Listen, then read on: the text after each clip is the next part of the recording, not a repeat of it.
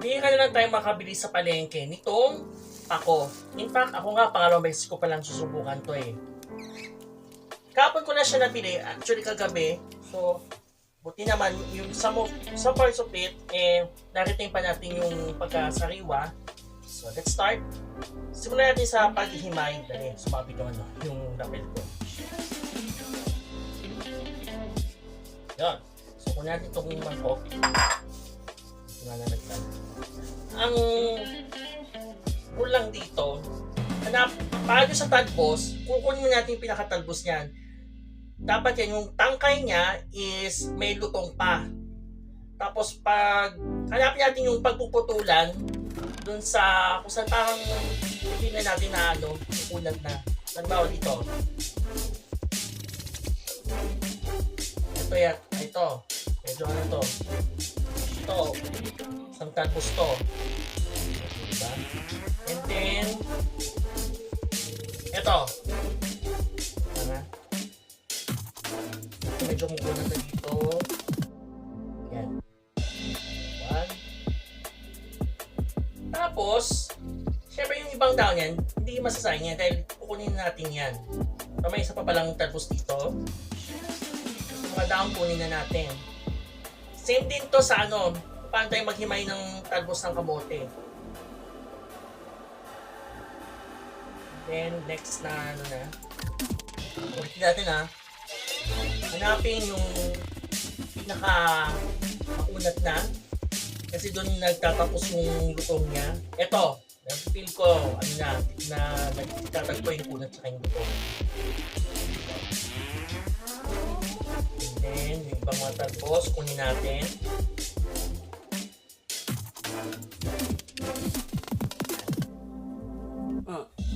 Kaya kisayang yung mga dahon, na hindi natin makuha nandun sa yung mga doon, mga makukunat na parts. Ito pa, may isa pa dito sa tangkay na to.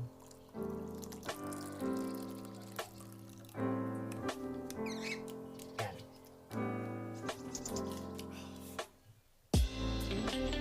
Mamaya alam natin kung gaano karami yung makukuha natin dito sa bunton na to. 25 ko lang ito nabili. Sabi ng tindera, parang bawi puhunan na lang daw yan.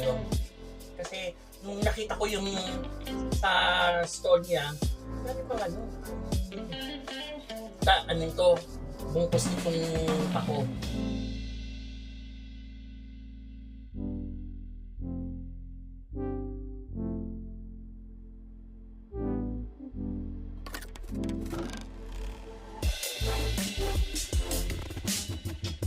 Ito nga yung pinaglagasan natin ng pako. At ito na yung mismong pako na himay natin. Ang next natin gagawin ito is gawin natin salad. Umpisa natin maghiwa ng kamatis. So pag salad, personally, mas bet ko yung medyo mag-green pa. Although mayroon pang ng pula. Kasi parang siya yung firm siya may kagat pa Kaysa dun sa yung pula, yung pulang-pula na, medyo maano na siya, malambot na. Kaya ako, mas bet ko naman yung mapulang kamatis sa paggisa. Tapos, lalagyan mo pa siya ng asin habang ginigisa. Pagkalagay mo ng kamatis na hiniwa, lalagyan mo siya ng asin agad sa ginigisa mo, mas lalasa yung yung pagkain. So, iwain ko siya. Pag nagiwa ako ng kamatis, tinatanggal ko muna yung yung pinagputulan ng tangkay. Kasi matigas to. Mas matigas pa sa pinakakamatis. Tama. Mas matigas sa pinakakamatis niya. Kasi medyo firm pa. Matigas pa siya. And then, hihiwain natin siya ng 8. Hati muna. Then, hati sa kalahati na to. And then, hati pa. Ayan. Gusto nyo, tingnan nyo pa.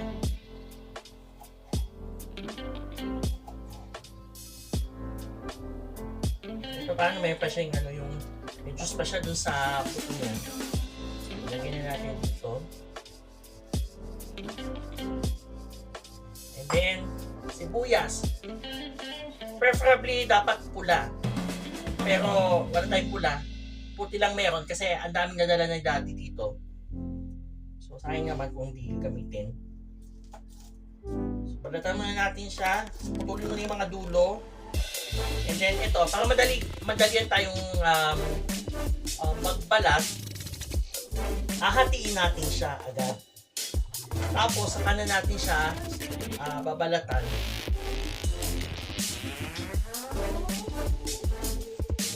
Ito. Sabi natin yung pinaka outer niya. And ito siya. And then other half. Gusto mo yan natin.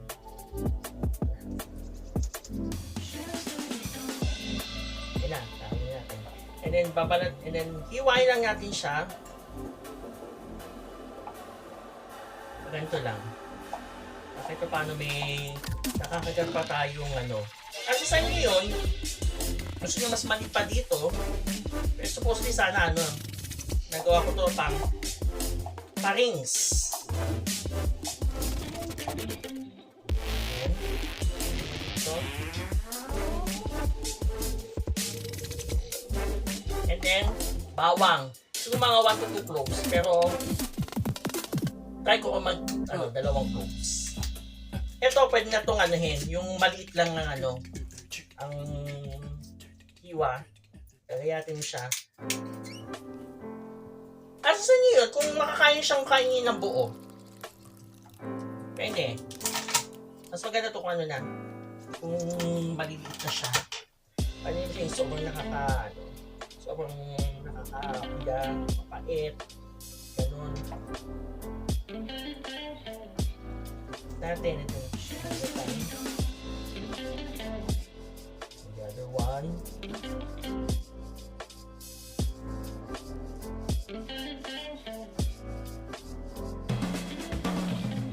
Yan natin. Sabi lang gayat. Bakit pa paano may konting kagat pa?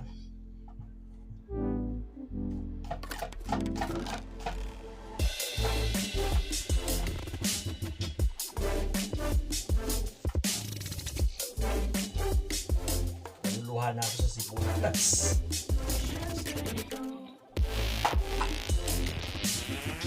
Ito. Hindi pa kompleto yan dahil kailangan pa natin ng dressing dito. So gagawin na natin yung dressing. May tayo ditong kalamansi. It's up to you kung anong citrus ang gagamitin. Pwedeng itong kalamansi, pwedeng lemon, pwedeng itong dayap. May tayo ditong tatlong malalaki. Kasi sa inyo yan kung gaano karaming juice ang kailangan ninyo. Pwedeng mas marami pa dun sa oil na dito nihalo or mas marami yung oil kasi yung itong sala.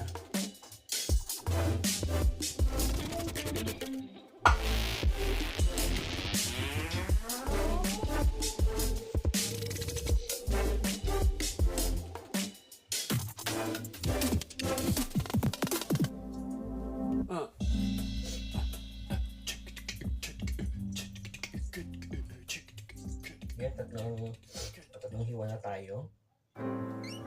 Apat. Luha pa rin ako sa sibuyas.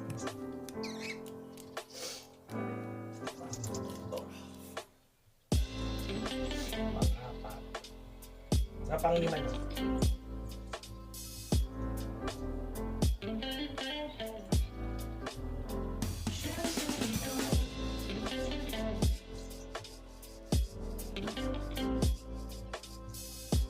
Pwede rin namang suka ang gamitin nyo. Pero siguro I suggest yung yung king vinegar na, yung kulay brown.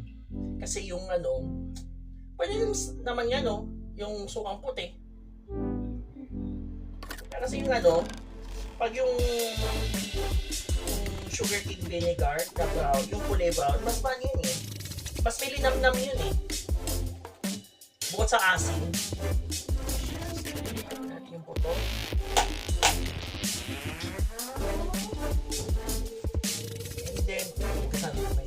ano, mas nag-focus ako sa sarili ko, sa nilalaki.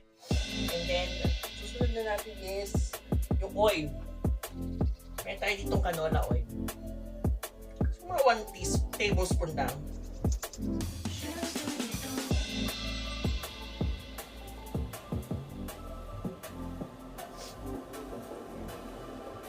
And then, gusto nyo maanghang, nilagay ng chili garlic oil. Pero yung oil lang gagamitin ko. Ito marami namang ano eh. Marami din naman yung kung natin na naman say. Hindi lang, hindi ano. Oil lang, kailangan natin. And then, tatong taktak lang.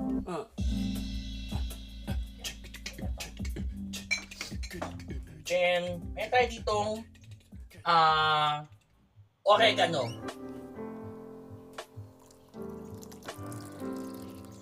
5, 6, 7. Yan, taktak. And ito yung magpapapinoy sa ating salad. Sa ating ensaladang pako, bagoong. Tagal na nito.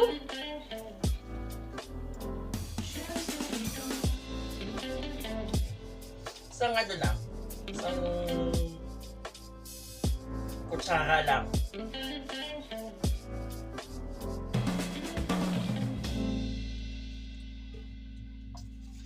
Halu-haluin.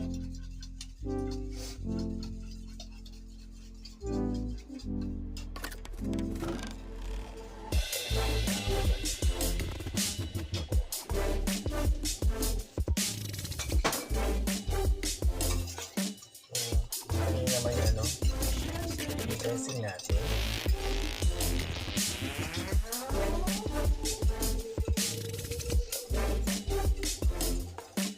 Ang ating bagong vinaigrette. And then, ihalo na natin yung vinaigrette natin sa mga gulay.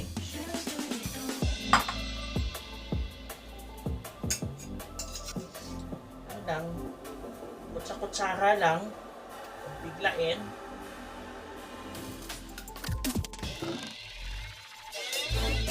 Nasa sa inyo ngayon, kung gaano karaming dressing ang bubuhos nyo. Kaya kasi, ayaw nyo yung pakulutoy agad yung ano nyo, mga gulay ninyo. Huwag bababad sa ano, sa dressing. Dahil may kalamansi niya, so nakakaluto na siya agad. Then, halu-haluin.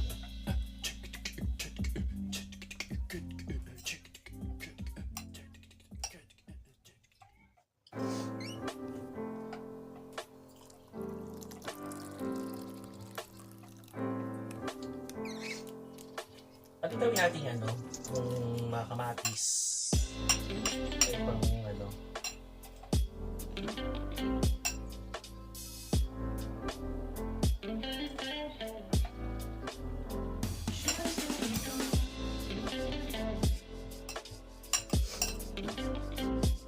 pala natin natikman yun. Pero, naamoy ko naman ano, okay naman yung vinaigrette. Okay naman yung lasa. Ayan, pakitawin natin yung ano. Mga gulay. Picture natin mamaya.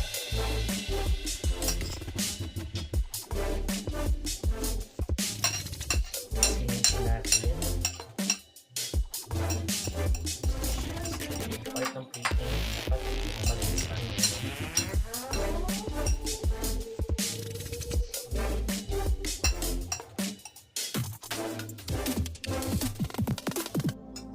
Ito na yung ating ensaladang pako with bagoong vinaigrette. Tikman natin.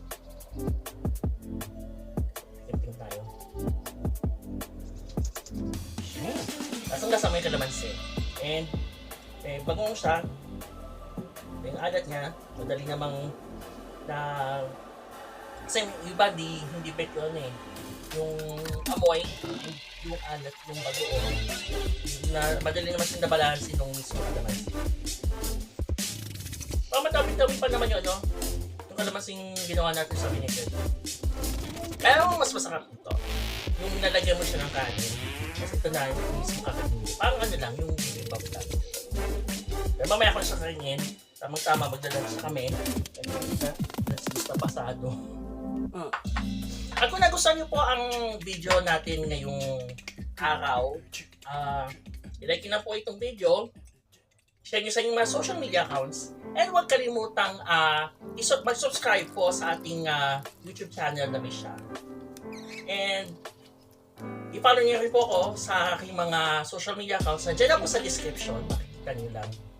Maraming po salamat sa inyong panonood.